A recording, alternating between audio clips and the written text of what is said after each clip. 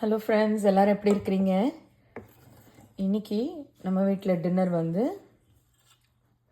Jowar and mixed தால் தோசை தான். இந்த மாவில் இட்லியும் ரொம்ப சாஃப்டாக வரும். இந்த ரெசிபி நான் ஆல்ரெடி வந்து நம்ம ஷார்ட்ஸ் சேனலில் டிஸ்கிரிப்ஷனில் கொடுத்துருக்குறேன். இதில் தோசையும் ரொம்ப ரொம்ப நல்லா வருங்க, கிறிஸ்பியாக கோல்டனாக வரும். நான் இப்போ தோசையை திருப்பிட்டு உங்களுக்கு காட்டுறேன். ஹலோ ஃப்ரெண்ட்ஸ், இப்போ பாருங்கள், தோசை நல்லா வெந்துருச்சு. ஒரு சைடு நான் திருப்பி போட்டு காட்டுறேன்.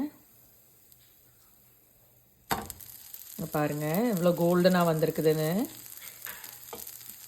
இது உங்களுக்கு சாப்பிட்றதுக்கும் ரொம்ப வித்தியாசமாக இருக்காது. ஆக்சுவலாக நம்ம நார்மல் தோசையை விட டேஸ்டியாக இருக்கும். இதோட கிளைசமிக் இண்டெக்ஸும் ரொம்ப கம்மி, சுகரை ஏற்றாது.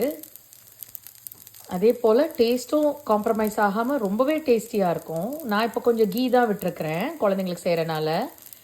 நீங்கள் நான்ஸ்டிக்லேயே இதெல்லாம் செய்கிறதா இருந்தால் நீங்கள் எதுவுமே போடாமல் கூட செய்யலாம், நல்லா வரும், ஒட்டாது. இதில் வெறும் ஜோவரும் பருப்பும் ஒரு 1/4 கப்பு அரிசியும் தான் இருக்குது. அதோட ரெசிபி வந்து டிஸ்கிரிப்ஷன் பாக்ஸில் இருக்குது நம்ம சேனலில். இட்லியோட ரெசிபி தான் அது.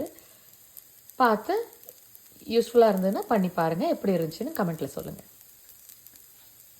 தேங்க்யூ.